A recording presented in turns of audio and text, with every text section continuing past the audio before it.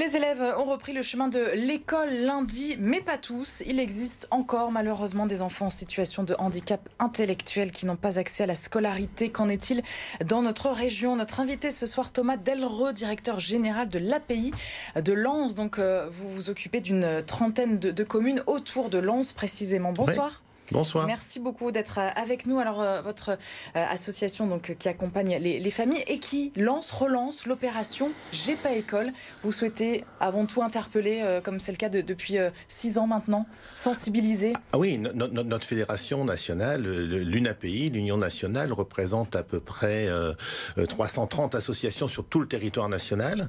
Nous en sommes une d'entre elles et nous constatons que comme depuis 6 ans et comme depuis bien longtemps, il y a encore des enfants qui restent à la porte de l'école.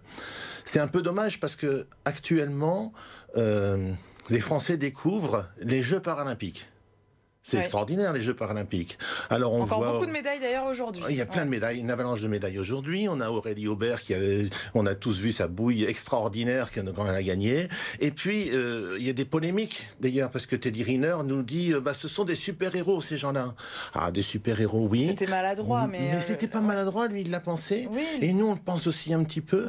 Ouais. Mais où est-ce que vous voulez en venir je veux en venir pour dire que voilà, on parle de ça et on voit aujourd'hui que les personnes qui vivent avec un handicap peuvent être des champions, peuvent être des médaillés. Et nous, on voit bien que au fur et à mesure du temps, il y a de plus en plus de choses qui se font pour que les petits-enfants puissent aller à l'école. Oui, ça avance quand même, la fameuse il y a plein de choses qui avancent. Mais il y en a qui restent encore à la porte de l'école. Et que quand on dit des Jeux paralympiques sont très inclusifs, il faut que notre école elle soit très inclusive et qu'elle soit encore plus inclusive. Alors pourquoi il reste à la porte de l'école? Parce que l'école inclusive a ses limites. Oui, alors l'école inclusive peut avoir ses limites, mais dans ces cas-là, il y a aussi la possibilité des établissements médico-sociaux dans lesquels il faut pouvoir amener des enseignants spécialisés, parce que dans les établissements médico-sociaux, on a des éducateurs, des rééducateurs, on a des tas de gens qui savent faire des choses, mais les apprentissages fondamentaux, c'est bien ceux de l'école. Dans l'établissement Yeme Maleko de l'API de Lens, on a 2 enseignants pour 95 élèves en situation de handicap lourd. Donc il faut des enseignants dans les établissements médico-sociaux. Mais il faut aussi que l'école soit encore plus accueillante. Et aujourd'hui, si je peux vous parler d'Aurélie Aubert, d'Alexis, en disant c'est merveilleux ces sourires qu'on voit, moi je vois des parents qui pleurent et des enfants qui n'ont pas école. Je peux vous parler de Salma. Salma, elle est scolarisée une demi-journée par jour, parce qu'il n'y a pas d'AESH l'après-midi. Où ça alors, dans le Lensois du coup, on est dans le Lensois. Ouais. Je peux vous parler de Manon, parce que Manon, elle voudrait bien pouvoir manger à la cantine avec ses copains et ses copines, mais il n'y a pas d'AESH sur le périscolaire encore actuellement. Les décrets ont évolué, mais pas les moyens qui vont avec. Je peux vous parler d'Aïden. Aïden, sa maman, a appris le jour de la rentrée qu'il y aurait un AESH. Donc lundi ? Lundi, mardi. Mais pas mercredi, jeudi, vendredi. Donc quelle solution pour cette maman? Elle ne sait pas, donc maman elle attend, elle essaie de trouver une solution. Souvent, vous savez, ce sont les parents qui restent aussi à la disposition pour pouvoir accueillir les enfants au moment où il n'y a pas école. Alors ce qui est intéressant, c'est que vous mettez des prénoms derrière des chiffres. Du coup, combien de familles vous accompagnez comme ça et combien il y a de Manon, de Aïden, etc. Alors, je ne pourrais pas vous dire exactement on a de Manon, de Aïden.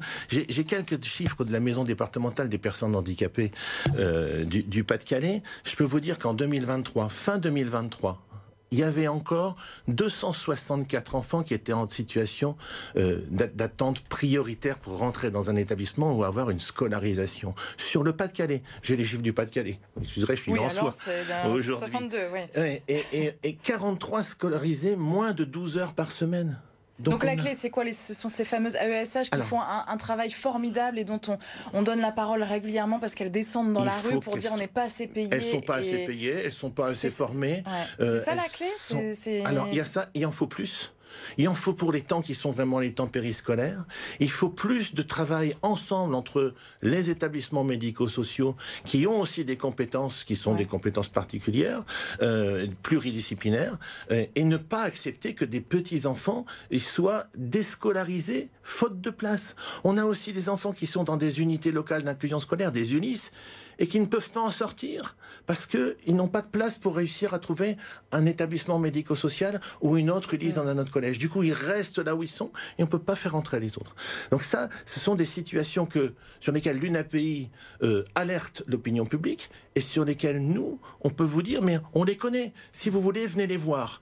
Moi, Votre message, il est fort ce soir, mais vous interpellez qui? Alors, vous tapez aux portes de qui? Parce que les familles viennent vous voir, vous, mais vous, les pouvoirs publics, le conseil départemental, l'État, c'est quoi vos solutions à vous L'État en particulier, vous savez, en 2023, il y a eu un Conseil national du handicap qui a débouché fin 2023 sur le fait qu'il y aurait 50 000 solutions supplémentaires sur l'ensemble du territoire sur la période 2024-2030.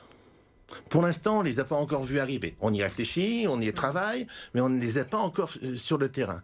Et c'est 1,5 milliard d'euros qui sont mis sur la table pour 7 ans. 2024 à 2030, ça fait 7 ans.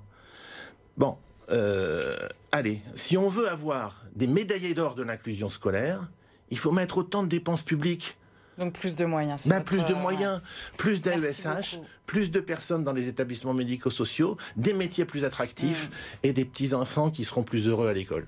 Merci beaucoup Thomas Delreux, en tout cas, d'être venu jusqu'à nous. Votre message entendu ce soir, merci.